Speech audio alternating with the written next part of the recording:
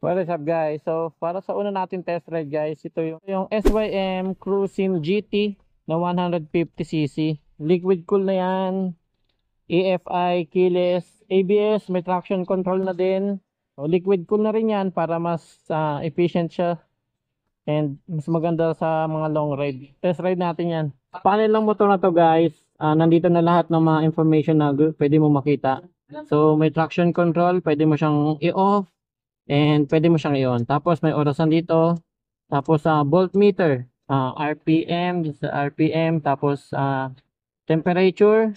Tapos wow, aggressive din yung ano nito. Yung throttle. Oh, dumadam pa talaga siya, no? Angas. Yun, no? Woo. Ganda din ng ano. Maganda rin yung suspension niya, guys. Yan. Braking power, lakas. Oh.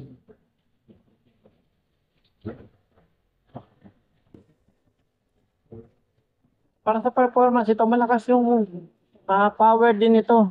Then yung throttle niya, responsive din. Aggressive. Sa bawat piga mo ng silinyador, guys, nagre-response agad talaga yung throttle niya. Oh.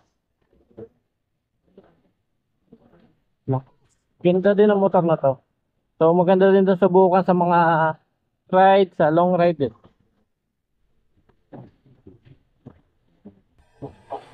In general, ang motor na to ay combination ng power, efficiency, comfort para sa ating mga Filipino rider.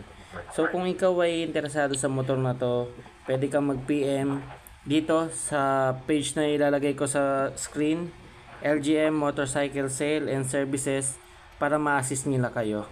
So yun lang, maraming salamat sa panonood. Ingat and see you in the next one.